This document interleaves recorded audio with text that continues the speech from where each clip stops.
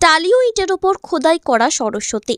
পূর্ব বর্ধমানের কালনার সরস্বতী পুজো বিশেষ ঐতিহ্যপূর্ণ। কালনার প্রতিটি ক্লাব সরস্বতী পুজোর সময় বিশেষ আকর্ষণ মণ্ডিত পুজো প্যান্ডেল বা থিম তৈরি করে থাকে। তেমনি বিনা পানি সংঘের এবারের পুজোর থিম ভূতের রাজা দিল বর। সরস্বতী মূর্তির বিশেষ আকর্ষণ টালি এবং ইটের উপর খোদাই করা সরস্বতী মূর্তি। শিল্পী অরিজিৎ গাঙ্গুলি বলেন, প্রকৃতিকে বাঁচিয়ে রাখার জন্যই তার এই অভাবনীয় চিন্তাভাবনা। ভূতের রাজা দিল বর পুরো থিমটাই করা হয়েছে একটি জঙ্গল, ঝোপঝাড় ও ভাঙা বাড়ি ও বড় বড় গাছকে কেন্দ্র করে। থিমটি তৈরি করার সময় কোনো গাছপালাকে কাটা হয়নি। প্রতিটি গাছকে অক্ষুণ্ণ রেখে থিমটি তৈরি করা চলছে। থিমের মধ্যে বিশেষ আকর্ষণ হলো পুরনো ফেলে দেওয়া ইট, পুরনো টালির ওপর খোদাই করে সরস্বতী মূর্তি নির্মাণ। শিল্পী জানায়, ইট দিয়ে শুধুই কংক্রিটের বাড়ি তৈরি হয় না, ইটের ওপর খোদাই করে সুন্দর সুন্দর শিল্প তুলে ধরা যায়। কালনা যেহেতু একটি ঐতিহাসিক শহর, এখানে টেরাকোটার কাজের প্রচুর মন্দির আছে।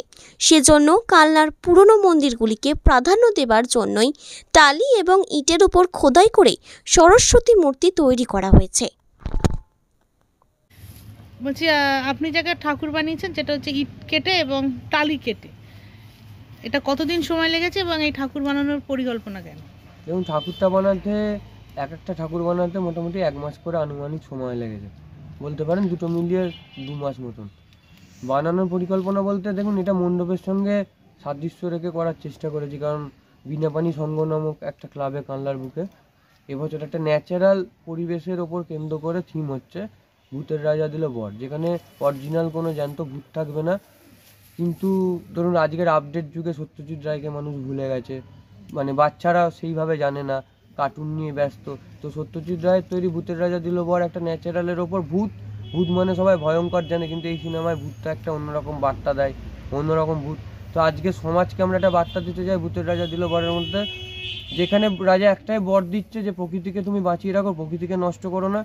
আমরা ভূত হয়ে যদি প্রকৃতিকে ভালোবাসতে পারি, প্রকৃতির কথা বলতে পারি, তো তোমরা মানুষ হয়ে কেন করবে না?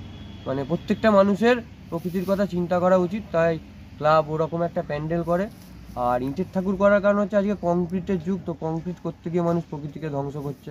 তো ইট দিয়ে শুধু যে ইমারত সৃষ্টি করা যায় তা নয়, ছোট ছোট শিল্পকার্য করেও যে ইটকে কাজে লাগানো যায় সেটা একটা দেখানোর বার্তা। আর টালি হচ্ছে ইটের যুগে টালি হারিয়ে গেছে, তার জন্য টালি পুজো। এর সঙ্গে মণ্ডপে যেহেতু পুজোর উপকরণ হিসাবে মাটির প্রতিমা অবশ্যই থাকবে। আচ্ছা, এই যে টালি এবং ইট, এটা কি টেরাকোটা বলা যেতে পারে? বলতে পারেন এক রূপের টেরাকোটা, যেটা অতীতে হয়তো এরকমভাবেই কেটে হতো, আমরা যতদূর জানি বা জানি না। এবং আমি আমার মতন করে, মানে কোনো অত্যাধুনিক যন্ত্র ছাড়া শুধু ছেনি, হাতুড়ি বা এই জাতীয় গজাল, এই জাতীয় মেটেরিয়াল ইনস্ট্রুমেন্ট ইউজ করে ঠাকুরটা বানিয়েছি।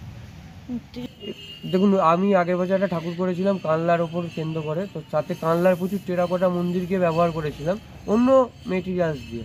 তো সেই টেরাকোটার মন্দিরের ঐতিহ্যের ওপর মানে অনুপ্রেরিত হয়েই এই ঠাকুরটাকে মূলত টেরাকোটার ওপর বেশ করে তৈরি করা। মানে কানলার ছেলে আমি, কানলাকে ভালোবাসাকে কেন্দ্র করেও অনেকটা ঠাকুরের মেটেরিয়ালসটা চুজ করেছি। আপনার নাম? আমার নাম অরিজিৎ গাঙ্গুলি। আপনাদের এবার এই প্যান্ডেলের ক্লাবের কি থিম আছে? আমাদের এবছরের ক্লাবের থিম হচ্ছে ভূতের রাজা দিল বর। হ্যাঁ, সত্যজিৎ রায় পরিচালিত একটা ফিল্মের উদ্দেশ্য করে এটা বানানোর চেষ্টা করছি। আমরা একদম পুরো ন্যাচারাল যেসব জিনিস সব কিছু ব্যবহার করে আমরা এই থিমটাকে সাজানোর চেষ্টা করছি। আর এই যে থিমটা, হ্যাঁ, আজকালকার শিশুদের মধ্যে মানে সত্যজিৎ রায় তো চেনেই না বোধ হয়। আর এই যে ভূতের রাজা দিল বর, এই যে একটা ফিল্ম সত্যজিৎ রায় করেছিলেন, হ্যাঁ, সেটা বাচ্চারা পুরো হারিয়ে ফেলেছে। সেইটাকে আমরা আবার নতুন করে জাগিয়ে রাখার জন্য সেই একটা থিম, একটা চিন্তাভাবনা আমরা করেছি কালনা বিনাপানি সংঘের পক্ষ থেকে। এই যে পুরো টোটালটাই ন্যাচারাল আপনি দেখাতে পারেন।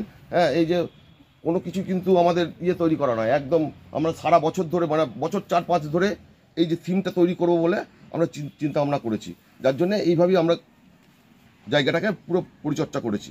মানে বাগানটা পুরোটাই অরিজিনাল? পুরোটাই আপনি দেখাতে পারেন ছবিতে। হ্যাঁ, পুরোটাই অরিজিনাল, কোনো কিছু একদম মানে নিয়ে নয়।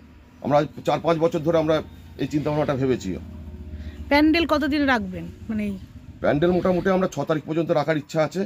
হ্যাঁ, 6 তারিখ পর্যন্ত আমাদের প্যান্ডেল রাখার ইচ্ছা। আর বাজেট কত এবারে আমাদের বাজেট 3 লাখ টাকার মতন বাজেট আছে। আপনার নাম? আমার নাম সুরজিৎ প্রধান। ঠিক আছে।